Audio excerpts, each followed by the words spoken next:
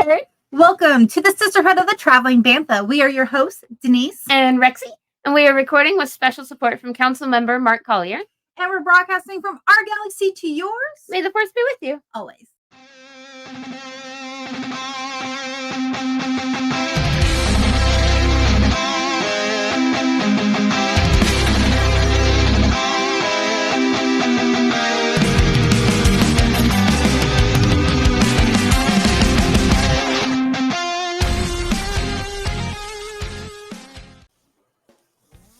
Hey, Head. What is up? So, this is round number 2 for us. Yes, we had some technical difficulties, had to put off recording for a week, and now we're back to talk Skeleton Crew. Yes. Episode 3. So, this is your spoiler warning. Beep, beep, beep, beep, beep. Alert, red alert. We're going to talk about the show. We're going to talk spoilers. We're going to talk about everything. If you haven't watched it, please go back and watch the episode before you hang out with us here. We don't want to ruin the show for you. We are not holding back. No. So, without any further delay, Skeleton Through, episode 3. Do you remember the title?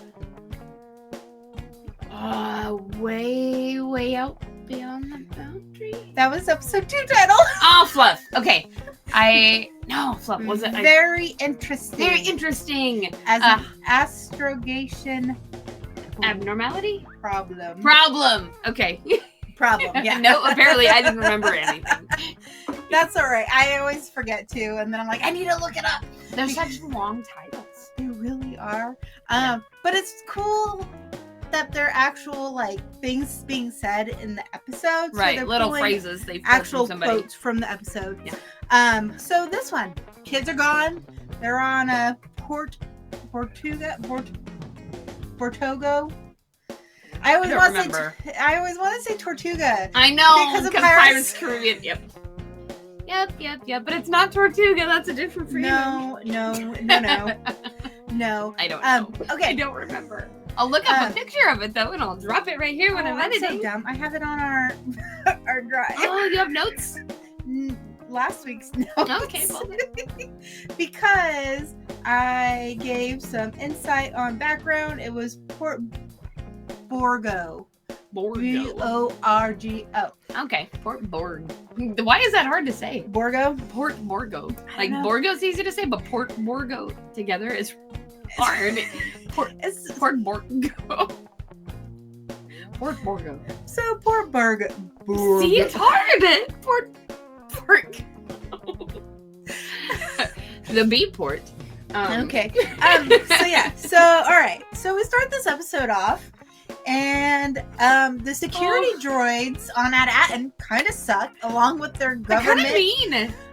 They're not mean, but they're just kind of like whatever. Well, I guess it's their protocol. It's their programming. I guess. So whoever programmed them. The great work sucks. Yeah, the great work sucks. They're the ones. We start off basically with them being like, "Sorry, kids are lost. We're not going to do anything." And they're like, they're past the barrier. We can't do anything. We're not going to reach the Republic. Yep. I love the fact that they only refer to it as the Republic, and they kind of leave it as this unanswered what era?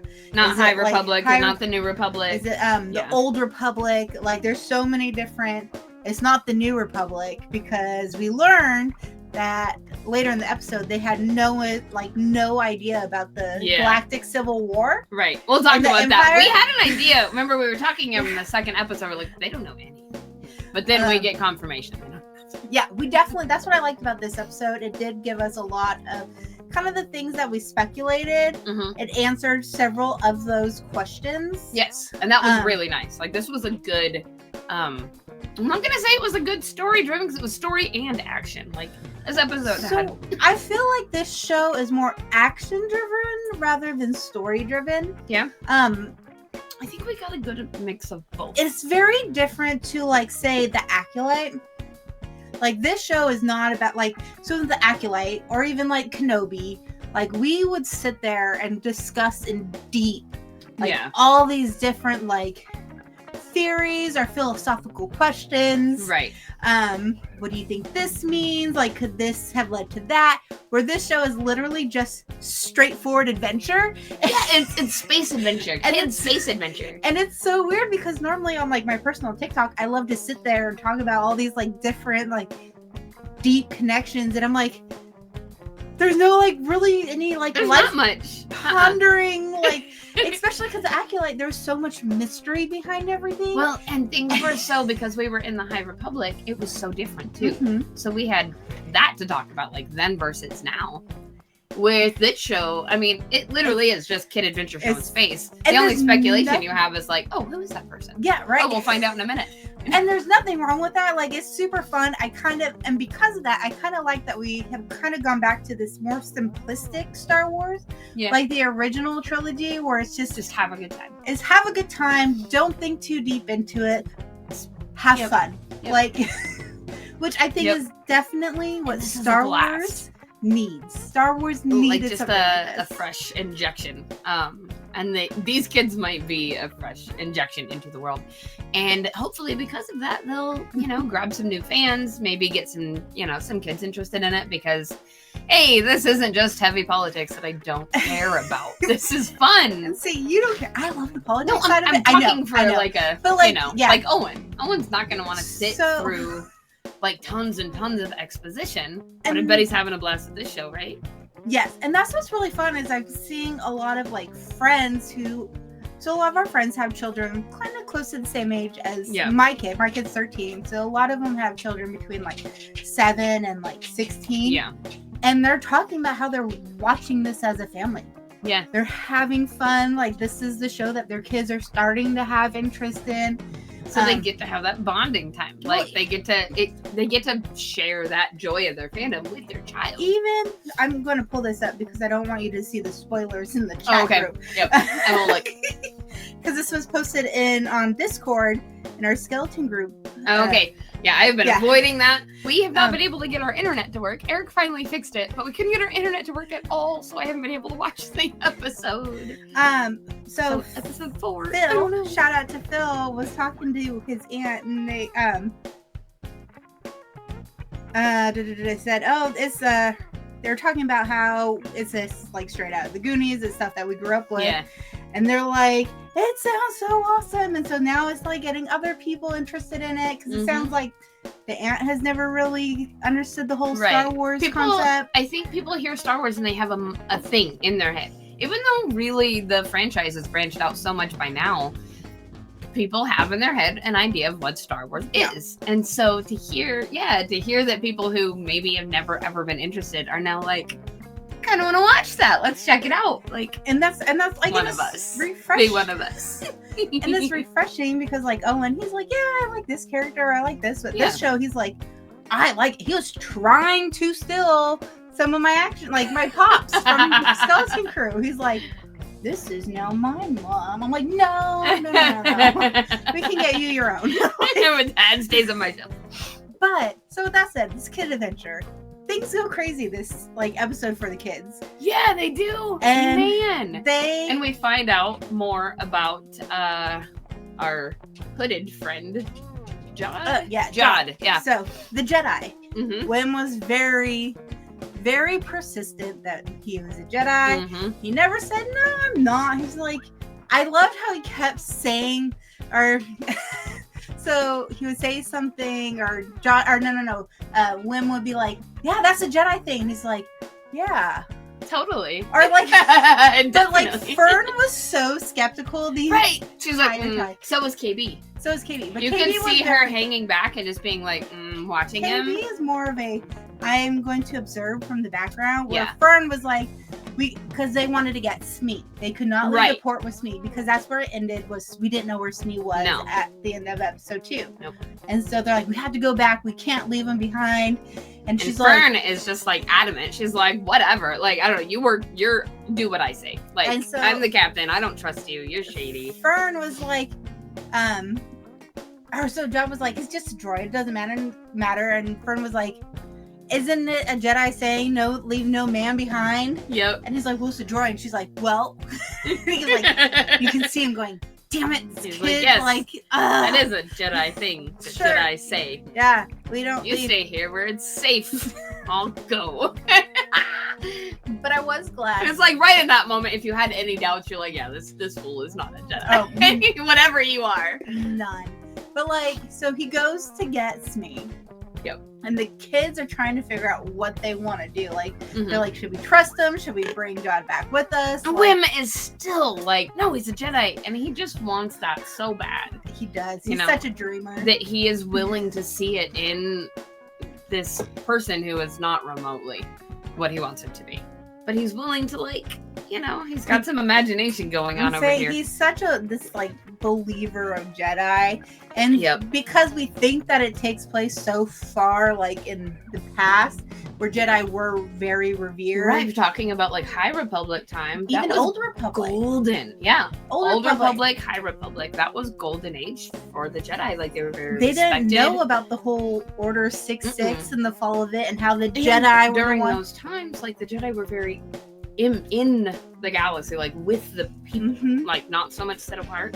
So it would have made sense that they would have had some contact at some point, before everything was kind of I don't know if for them to have this idealized image, like, whatever contact they had with the Jedi was so, like, I don't know if it was necessarily perfect. Maybe contact, but just looking at the data pads that they had, the texts that they had, learning history, maybe that's how they learned. You think maybe they'd never actually I don't think Jedi any there? Time in any recent generation. Not in any of their lives. Okay. So I was thinking that, but that also would make sense because they were sequestered away for so long. And he kept looking at the data pad in the book. Right. He was obsessed. He read that over and over. Yeah. So maybe it's because of. Yeah.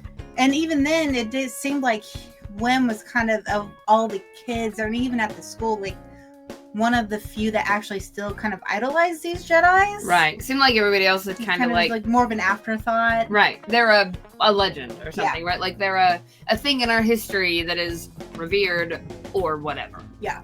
Like. So that's what I think it is. Because we still, I don't, yeah. I so badly want to bring in stuff from episode 4, and I know I can't. But the internet is working now. Eric got it working, so we can watch it tonight. So that was very interesting.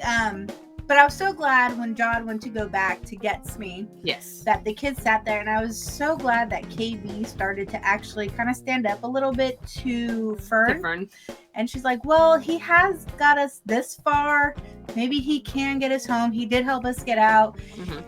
And she's like, what else how else are we going to manage this? We're kids. We are kids just here in a kids. pirate port. And even Fern, or KB was like, we're just kids, Fern. And I think that was when Fern was like, yeah, you're right. Okay, maybe I don't like this, but we probably need some help. Maybe we do need an adult. Even if this adult is one I definitely don't trust, because you can see it all over her from the beginning. She doesn't trust him. Oh, the entire time. She doesn't want to work with him. That scene where Jod went back to rescue Smee was one. With all the different droids? Yeah, one, it made me giggle, and it also kind of made me really sad. So it was like all these droids just kind of hanging out, the Roger, did we win? I love the one in the background, the one that was talking about the prince. If you look in the background, gotta save the prince. He's walking into the wall. I know. He walks around and he's like, yep. He's like a little Roomba. I gotta save the prince. Gotta save the prince. Must save the prince. Must save the prince. What prince? What is he talking about? But it shows something. We never see what happens to droids. We always just see them in service. We never see what happens. And apparently they just get chucked in a room. Well, and poor Smee, hanging up like a prisoner. Yeah. Poor guy. I was like, all I could think of was Ninja Turtles. When Splinter gets taken back to the Foot headquarters and they have him attached. Okay. He's hanging up like this, and Danny goes down and he goes to see him and show him his drawing, whatever. Yeah. That's all I could think of was Master Splinter, and I was just like, oh, my heart hurts. Poor Smee. Okay, yeah. I can see it now. Smee has definitely already made it into my top favorite droids. We've only seen him in 3 episodes, and I'm like, I love him. He's amazing. 2 episodes. They're in for a rude awakening. I want more Smee. Smee's great. Smee's wonderful. But so yeah, I still want to know how, because he got caught by one of the guys who used to be part of the crew. Right. How did he get from there onto the little transport to this ship? Like, obviously, I have no idea. Like, he hijacked it too. So, like, yeah. And wait, which one of them was the one hanging on to the outside of it? Was it him that was hanging on to the outside? Because I only saw it for a second. There was a being of some kind. I don't know if it was creature, person, whatever, but it was like hanging on to the side of that little transport. I don't remember. He was driving it though. Okay, so somebody else was on the outside of it. That whole scene as they were trying to escape, like, it was so fun. And of course they're like, can't we move? And he's like, a fuel line. So and it's just like snap, snap, snap. So it was so funny with Owen, and he's like, how is this fuel line not getting off? It must be really strong. And then immediately after that, John's like, that's a really strong fuel line. Oh god. And you see them like all the frantic running around, right? Like they're trying to get around, and the kids are they're still kids. Like, this scene absolutely illustrates. I was so mind boggled. I was like, what is he doing? Because he starts flying through all these ships, and I'm like, I know. What is the making plan? A mess? And he just starts. I love it when he just basically picks up each child and puts them in a crew. He's like, here, you're this, and you do this, and they all complain, right? He puts them on one, and they're like, no, I don't. Wait, this is actually pretty cool. But like, it just. It just blows my mind. My favorite though was when they're like, all right, get ready for hyperspace. And I think, is it Neil? KB? KB. It was KB, because he came over there where she was doing stuff. And she was like, it's not safe. She's like, I thought you don't want to be connected to something while jumping into hyperspace. He's like, it's either that or we die, as they're like cannons loading. Yep. And they just, I was like, and then that fuel line just starts whipping. I mean, like, oh, you know what I thought of there? Have you ever seen Ghost Ship? No. Okay, well, for those of you out there who have seen Ghost Ship, I thought of the opening line, or the opening scene. So in that movie, a wire comes loose, and I don't remember what the wire is. It's one of the lines on the ship somewhere. Comes loose, and it just slices through everybody on the ship, and they all fall apart in various places. That's all I could think of, because this fuel line was just like whipping through this port. Like, buildings are falling in half, and people are getting thrown around, and yeah, so it was fun. They get there, they're off into hyperspace now. The whole interaction on the ship, though, is very interesting. Smee, he turns on Smee, and he treats Smee like dirt. Oh, wait, you know what we forgot to talk about? The kids all stood up to him all at once. That's at the very end. Oh, was it? Yeah. We'll talk about it in a minute then. Because they get them, they go on. Then he starts eating, and he's. Oh, no, you're right, because that was after. Yeah. So they starts eating, and like, my favorite thing is Neil's just standing there, so looking and sad, as he's just like, all right, so who are you kids? What's going on? And what about this? And they're like, yep.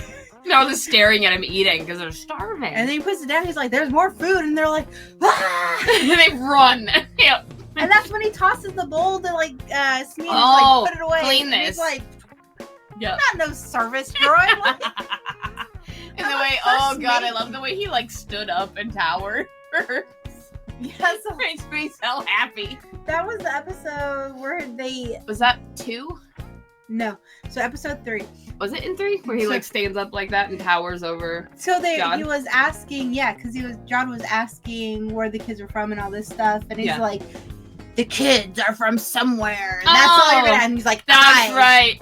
And then he like backs away and he pops back up and he's like, I. Yes, that was great. And then this is really the next time you see John and Smee getting to interact. Yes. Is him trying to get him to go wash dishes. And so Owen likes to go around the house and he'll pop around the like wall and he'll be like,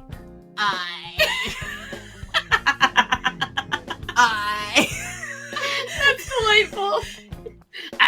come out around I. Like, Smee is wonderful. I love him. but yeah, so we're going to this new planet. Mm-hmm. So there's so much. Because he's like, I know somebody who can help us. Yes. They're experienced in star charts and maps and things like that. Mm-hmm. And so, they take us to this observatory moon. That's what it's referred to. Okay. Observatory I missed moon. that. Okay. What's it called? Indoor. Observatory moon. And so I'm not gonna lie, when we first get there and we hear him talking to this woman, like, character, I thought we might get a Maz. Oh, I was thinking, because they like drug it out and they weren't showing anything for and a while. And they mentioned something about like her and like her fortress or her castle. They said something else that made me really think it was gonna be Maz. And then it wasn't. But I love who it was. All right, so Kim. Kim is amazing. She's an owl. This is the very first time this creature has ever been in Star Wars. It was created for the show. Absolutely new. So, of course, there's no information. Yep. Which we absolutely love. Drives Denise bonkers because I went on a rant on TikTok today about this. Like, I was asking all this question. Like, I was like, Star Wars, why are you doing this to me? Like, you keep dropping all this stuff, and I can't go and look what it is because they're literally writing the lore as this show comes out. And I'm like, and like, write it first. It's like the dinosaur. Remember when you were digging through trying to find stuff about the dinosaur? And so it just drives me insane. Just too new. Because this is the episode that started all my questions. Oh, okay. Because when we get there, so we get to Kim's place and she starts talking about, they bring up the name At-Aten. And that stops her completely. Yeah. She was like, what? And at first you think that she doesn't believe them, and then she just starts, she has flurry of commotion. Knowledge. So we learned from her that they were part of this thing called the Crown, or no, that's not what it is. The Jewels of the Old Republic. That's right. And there were, was it 12? 9 planets. 9. Okay. 9 planets. We got Aten, at Ateu, at Akron, at Arvian, at Arisia, at Coda, and then there's 3 more that haven't been name dropped yet. Okay. And it makes sense because when they turned on KB, remember in the first episode, they're like, or in the second episode, they're like, take us at and he's like, I don't know of any at and he says at Akron. Smee. He says at Akron. He said he goes through these other ones, and I was like, are those some of the ones that he was dropping too? Okay. Yes. Yeah. That's why we. So that means that this was hidden away after he. Wait. Well, there's. How would he know about all these other ones, but not know At-Aten? Okay, I see where your question started. Yeah, because as soon as he said the names, I'm like, it's so similar. Right, like, why wouldn't this be in your list? And if they were all part of this system...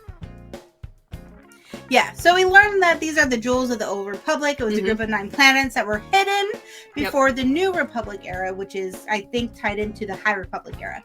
So these planets are old. And I think all they said was they were hidden away for their safety, right? No, they just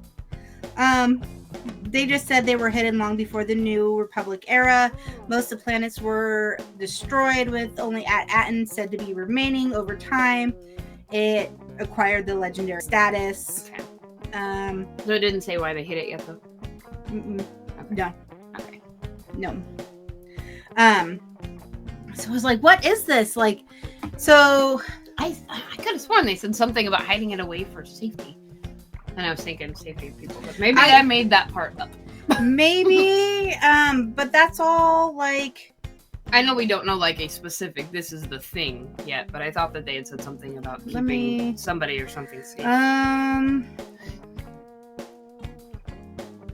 No, she said they was only remembered in children's stories, pirate shanties, and rumors. I really want to know what these pirate shanties are. Oh, me too. I like to sing them. I love shanties. Like shanties. I love shanties. Where? Like, how are we gonna get to hear them? Star Wars. Give us the shanties. Yeah, it doesn't really say. After the glory days of the High Republic era, the demand. It's so okay. Here we go. At some point, the other so-called were destroyed. Yeah, it doesn't really say. Okay. Okay, so we'll just have to wait and find out. But Kim is very intelligent, and she's very like the way that she finds where this planet is located. Kim's an owl. I'm sorry. A wise A owl. wise owl. And I love her. Okay, continue. But it was like really cool how she came up with, because nobody knew where it was. Mm-mm. And they're oh like, man, the just like a kids. few questions and cross-referencing things, and then she's like, bing, bing, bing, there it is. You're just like, that took you 2 minutes. And then she remembered she was supposed to be stalling because. Yep. So Oh yeah, and let's go back a little bit. So she recognized. So this, as they land the Onyx on this planet and they come out, she like immediately recognized Jod, or as she called him, Crimson Jack. Crimson Jack. Which I was like, the pirate captain. Yep. Crimson Jack. What is this? But she kept calling him that, and then she gets on the radio. Yes. It's actually the New Republic. Oh, okay. Because she called X-Wings, right? She mentioned calling X-Wings. So before he even comes up, she's like, there's kids with them. Why are there kids with them? Like, something's off. She Oh, doesn't yeah, trust they're them. walking up, and she's got a whole herd of kids with them. And so... Kidnapped. It was really funny. So, again, when I was watching this episode with Matt, you see, like, they park it kind of far from the observatory. And Matt's like, why are they so far? And then, again, immediately, one of the kids are like, why are we so far? Yep. He's like, because we need some space. I don't trust her. She'll stab you. She's gonna try to stab us in the back. And they're like, she's going to stab us in the back? Like, oh, you poor kid. And then, like, not literally stab you. My favorite part is, like, you'll get it when you're old. I told you, he's like the grumpy old uncle. It's delightful. It's like, I don't trust him as far as I can flick him with my finger, but I like him. I He's like such God. a Like, good character. I just don't trust him. There's something about him. Like, He's great. He's like Hondo. You know, You it's like you know. love Hondo. He's fantastic. And I mean, you wouldn't trust him with your wallet. You don't know his motives. No. Well, I guess. But you do know that he's at least like soft enough that he's trying to keep the kids safe, begrudgingly, but he is trying to kind of keep them safe. At this point, instead of just like them. torturing. Oh, I was gonna say instead of just like torturing information out of them, you know. That's because they have Smee there. Oh, yeah, Smee would rip him apart. And Smee has stood up to him a couple of times. Yeah. Okay. So he's playing nice just so he doesn't get his limbs ripped off from limb to limb. Okay. If you know, you know. Yep. But okay, so that makes sense then. so That he would just be trying to like, and I was like, maybe he's a softie, like maybe, I don't know. I like him though. He's such a fun character. I don't know. Well, I guess we see a little bit more compassion after. So he realizes that Kim is trying to stall. Yeah. And get the information. Because he's like, how long is this gonna take? And she's like, oh, just it's gonna take like a while. And he's like, keystrokes and several things. and he was like, if I didn't know any better, I say that you are stalling. And she's like, and then they start fighting. I was super terrified that he was gonna like shoot her down. Oh, or I know. something. I know. like, I thought no, she was gonna like R.I.P. She's amazing, and we cannot R.I.P. Kim. I think she'll be back. I 100% think Oh, I do she'll be too. back. Yeah, I think she's gonna end up being kind of important. Especially after episode 4, I think she'll be back. Okay. But I did like the little interaction between her and KB, and her telling KB, "Do not trust him," and she was like, Yeah. He told you to trust your gut. Don't do that. Trust your mind." Right. Because you're smart, and I think she picked up that KB's smart, and she's analyzing because everything. KB had run over to help her because Yeah. she was like, "Oh my god, a tower of books just fell on you." Don't trust your gut. Trust your mind. Yep. Yep. No. You're smart. Think about Which this. was great because then it led to them confronting Jod. Mm-hmm. Like they would not get back onto the ship. And that was what I was talking about earlier. Like the way all of them stood up to him together. Like they like made a little wall. And they were like, he was like, I'll tell you whatever you want to know on the ship. And they were like, nope, you'll tell us now, but you're not getting on this ship. And it was so great because while this was going on, we have X-Wings coming in to get them. Mm-hmm. And KB was like, you're not going to tell us, I'm going to put my speaker on. And he's like, no. Yep. They're like, Smee, come on. Because Kim was yelling before that, I call these X-Wings to help you. And then Smee lights up his torch and he's like, in the back you can see him in that area, in the cargo area, and he's just like he's like, all right, attack. So it's very interesting. And then he comes out and he's like, I am lost like you guys, which really makes you wonder, what is his story? Right. How much of that is so because he hasn't lied to them. He is omitting things. He's keeping secrets, but he hasn't lied to them that we can tell yet. And so that makes me think there's some truth to that. So at this point, he did come out and then he says, I am not a Jedi. And right. You're like, and then one's like, but you said, he's like, no, I did I though? No. Never did. You just really wanted me to be one. I never said it. I never said that I wasn't. I just let you believe it. Yep. But it makes me wonder, because he is obviously force sensitive. I wonder if he was maybe a child during Order 66. Yes. That somehow had maybe had gotten enough teaching to be able to control some things, because he was very good. Mm-hmm. But everything fell apart, and so he might have just been left to flounder and make his own way, and that's how he ended up a pirate. And that makes me, and because we've learned about Reva, we've seen Reva, she was a child that survived. Mm-hmm. Caleb Dune, Kanan, survived. Cal Kestis survived. So we know this is a thing. Children have survived. Yeah. And so I think that maybe he was one ending up as a pirate. Makes a lot of sense for a kid just trying to survive, right? What if this is a stretch, and I think this would be really cool? What if, yes. I know. Same. Okay. What if Hondo was the one that took him in? Because Hondo worked with the Jedi. That would be the right time. And I mean, he was always very close to them. He had a relationship. That could be how he ended up being a pirate. I'm just saying. But I could show up in this show. You think? Maybe?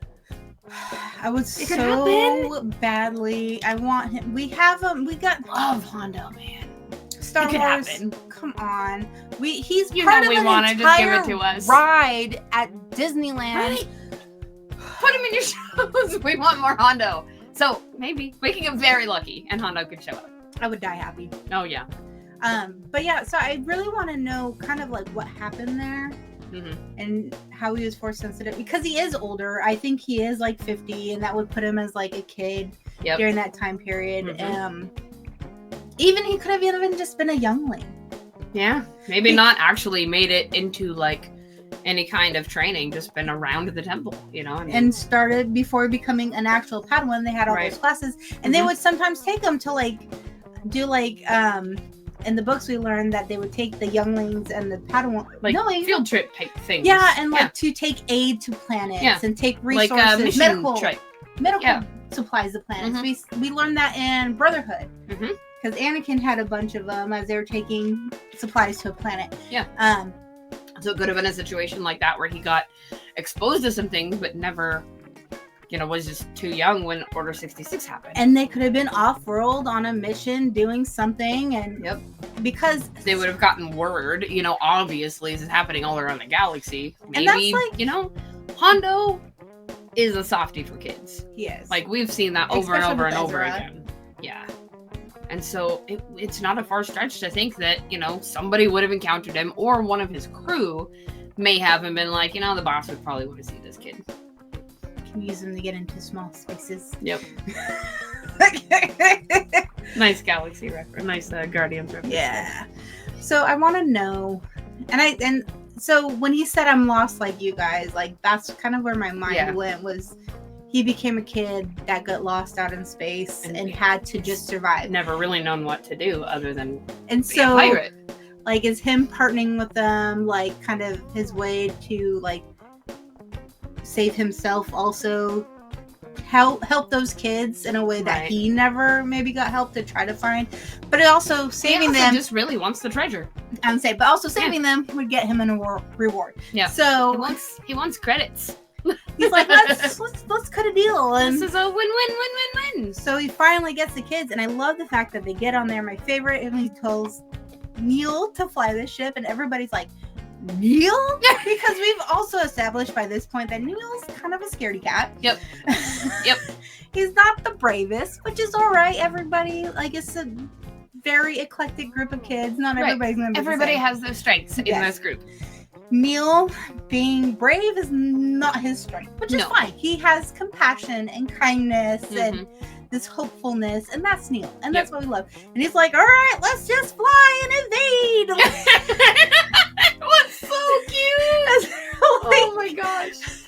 Wim and Fern were loving being gunners. Yeah, that's what it was like. He was taking the kids and he's just like, here, you do this. And they'd be like, but I want to fly. And then he would push the button and they would go like, oh, this is actually really cool. Let's go. I thought it was great. But then, like, it was so fun. I'm not going to lie. I was really hoping that when we saw the 2 X-Wings come in, I was really hoping for Captain Piva. Oh, I know. We talked about that. Or did I talk about it with you? I don't know. We talked about it in the Discord. Maybe that's what it was. I really wanted it to. I loved you. That it was going to be him because he's been in Ahsoka, he's been in Mandalorian, he's been in Book of Boba. He may be in that squadron, and we just haven't seen him yet. I mean, he may pop up. Like, we only saw but he also might be off on the other side of the galaxy doing one pilot. We didn't see both pilots. Yep. So I was like, he might be the other one. Maybe they're waiting for reveal. I really want him to be a part of it. He always loves, like, posting on, like, social media about being, like, the X-Wing. Like, he's become a fan favorite. And he's such a fan. Like, and he's such a cool, like, dude, too, as, like, a person. But I was really hoping. I would love to get... pointing up where Bonnie normally is. I'd love to get him to sign Bonnie's saddle. Gosh, that would be amazing. But yeah, so as I was watching this, I was yelling to Matt, I'm like, is it Tiva? He's like, who's Tiva? And you're like, it doesn't matter because it's not him. And then they showed some dorky dude. I was like, man. That's not Tiva. That's lame. But it was cool seeing them go off in the distance and take off to light speed. And so they have the coordinates. He stole the coordinates. And I'm just like, all right. See what happens. We're going home. It's going to be great. Yep. I am very excited to see what part Kim plays. And I want to see what Smee gets up to. Because Smee and Kim are my favorite characters in the show. Well, I really like Jod too, though. I like Jod. Smee, Kim, and Jod. They're my favorite characters in the show. And Neil. Man, this is hard. You're gonna love. I really like the show. Neil is just the sweetest, cutest love little... episode 4. Yeah? Okay. Owen liked it a lot. Cool. A lot. Can I give one little tiny spoiler that's not really a spoiler? I just want you. No, Brooksy. No. Because I want to see a reaction. It's about a creature. Yeah. They have yokis in the next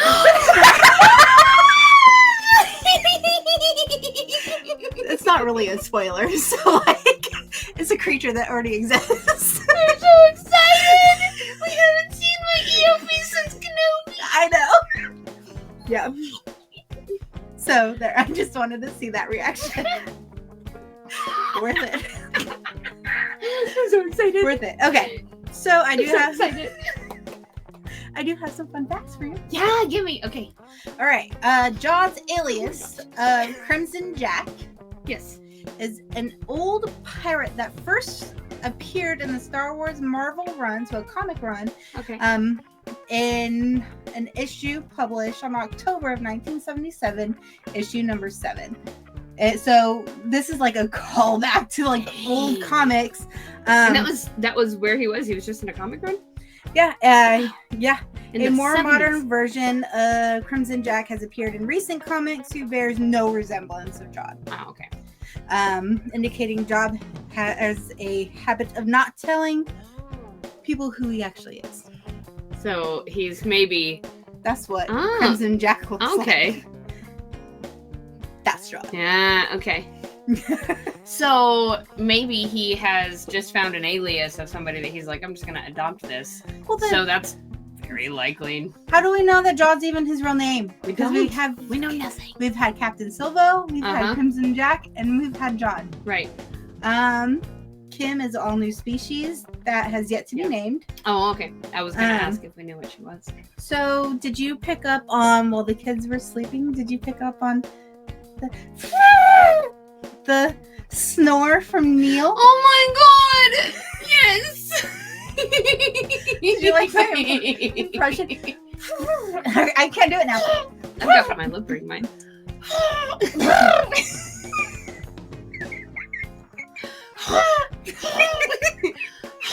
I can't.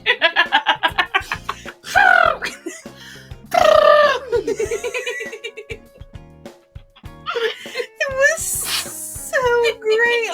Neil just seriously gets better every frame. The trumpet snoring. Like, I thought that was great. Because his little trunk.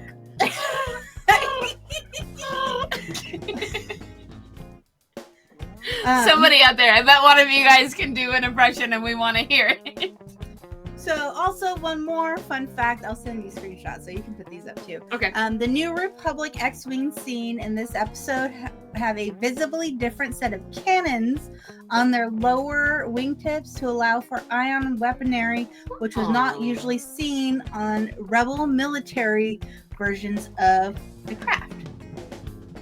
So they've changed and updated the weaponry as they have now taken over the galaxy. Okay. Yeah. We can, like you said, just send some pictures. We'll put them up, but we'll show you guys what we've been talking about. These were all actually from the official Star Wars website. Nice. So Star Wars has been so great with these new shows as they come out. They're actually doing episode reference guides. Oh, that's and rad. Giving information, and they're sharing fun facts because they're seeing that people love these, and there's websites dedicated to it. Nice, and that's so so they're cool. Sharing some that. of these fun facts that people. I know you sent us the link that Star Wars had shared about how to make this craft. Yes, like how to make your own skeleton crew shadow box. Yes, and I happen to have a laser at my disposal, so we're gonna follow the instructions on the website. We'll link that too if you guys want to make your own. Denise has the link for that. So so there's all kinds of cool things that they share, and I'm just like, Star Wars, you're so cool. I'm so happy to be a Star Wars fan. I'm so happy to be a happy Star Wars fan. Same, dude. Same. Yep. There's nothing better than a happy Star Wars fan. Shout out to our Galactic besties. You know who you are, and wow, we love you, girls. Yes. So that was a fun episode. Can't wait till we talk about the next one. Yeah. Next week we are not going to be discussing Skeleton Crew, but we do have something extra special for the holidays. Yep. And then we will return back to our Skeleton Crew recaps after Christmas. It's technically after the New Year. After the New Year. God, that's only like a week sometime later. Only but not very later. Away. Wow. This year flew by for me. I've been just insanely busy all year long, I feel like. Yeah. I get that, but I'm ready to kind of start over. And me too. January might be a nice kind of hibernation month. The rise of 2025. Rise. That was a clever idea. Yep, I like it. Then for 2026, we can do Revenge of 2026. Revenge of 2026. I like it. Yep. Yeah. We just need to remember that for a year. We can throw it in our sticker idea. Yeah, we can do that. Or if I just design it now, we have it done. I just need to not forget. We'll just put it on the drive. That works. I just need to not forget to design it.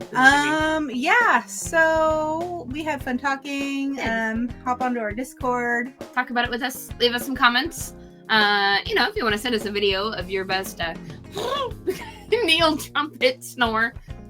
I can't do it. That actually kind of almost sounds like it. We want to hear your impressions. You want to give it a shot? You think you can get it right? Let's try this. We're going on tip number 6. Finding the fun from our... You were so close! Finding the fun in our galaxy to yours. Nope. What? No. Nope. You said finding the fun in our galaxy to yours. That doesn't make sense. Finding the fun from our galaxy to yours. May the force be with you. Always. I hope you're saving all I am. They are amazing.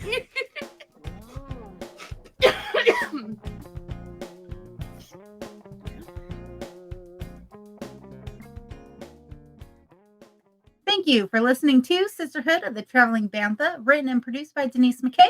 Edited and produced by Rexy Jupiter. Original logo designed by Tyler Rigney. Intro and outro music is provided by the Galactic Empire. You can find us on all streaming platforms at Travel and Bantha.